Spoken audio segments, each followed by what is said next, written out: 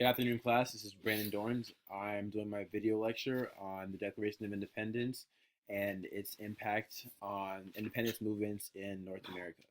So I'm going to get started at the beginning on just giving you a briefing on the Declaration of Independence, on what it is and how you can learn from it, and yada yada, stuff like that. So the Declaration of Independence was created on July 4th, 1776.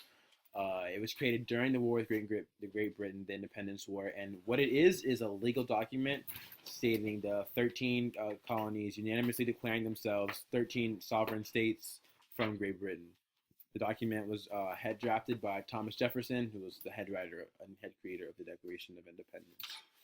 So now I'm going to get into mainly more of the causes of the Declaration of Independence, or more should I say, what caused the Declaration of Independence to be created. So I'm going to take it back to the French and Indian War. So the French and Indian War was a fight between Britain and France that lasted from 1754 through 1763.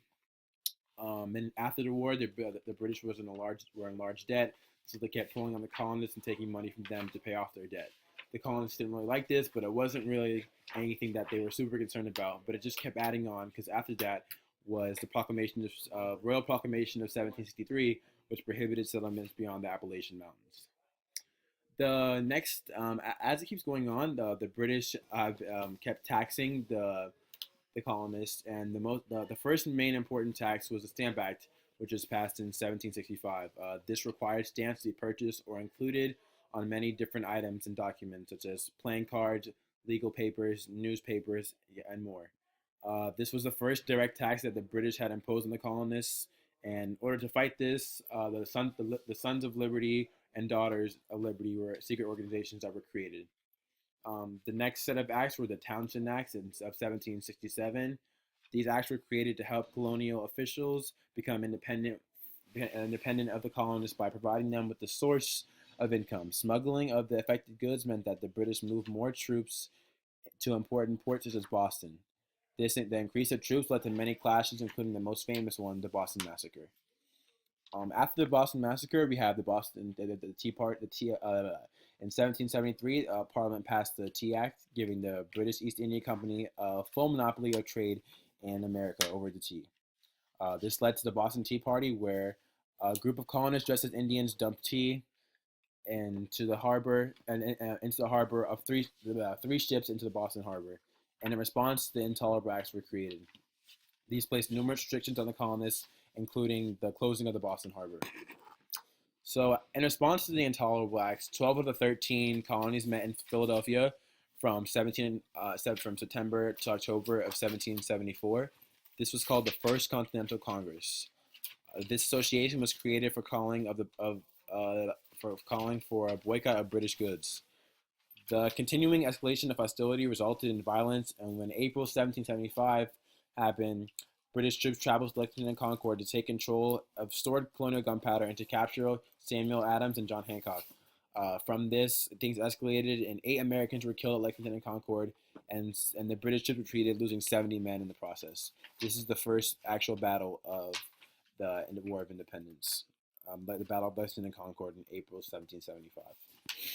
All right, so next we're going to get into the main ideas of the document. So the first, or the goals as well.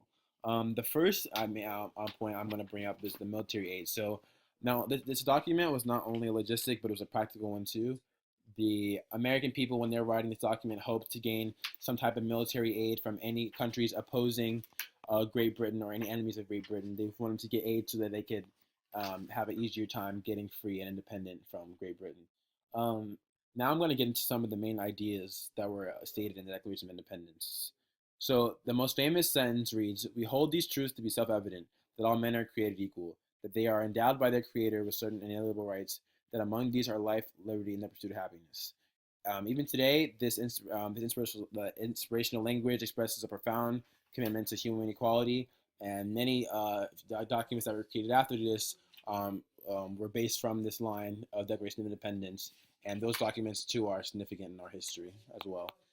Another line, how I just talked about the equality, another line that I mentioned earlier was life, liberty, and the pursuit of happiness. These lines suggest that the whole purpose of government is to secure the people's rights, and that the government gets its power from the consent of the people. This means that the government should be run by the people for the people, and that there should be no one sovereign person controlling the government. It's basically what they're stating in the ideas of the Declaration of Independence. All right, so now I'm going to get into some of the military campaigns. So the first major military campaign was the Battle of Saratoga.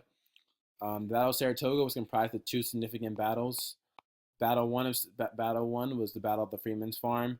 It took place on September 19th, 1777, and the battle number two was the Battle of Bemis Heights, which occurred on October 7th, 1777. The major points of the Battle of Saratoga is it's a turning point in the war. This is where the colonists, this is where you can clearly see the colonists taking over and and the war turning for the better on their side. And the main important thing that came out of this battle was France joined the war against Great Britain. So they got more troops and more aid from France from the Battle of Saratoga. The next military campaign, which is the final battle of the War of Independence, which was the Battle of Yorktown. Battle of Yorktown was in October 1781. It was led by George Washington and the French, where they laid siege on General Cornwallis in Yorktown, Virginia, naval siege. So basically, the main point of this are Cornwallis surrenders and the U.S. win the war.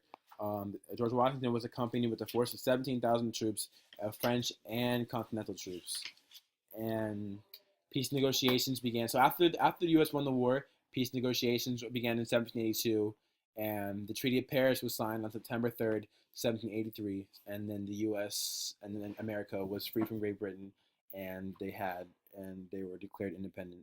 The 13 colonies were declared 13 sovereign states. So that's pretty much about it on the Declaration of Independence, and I hope you guys learned a lot from this video.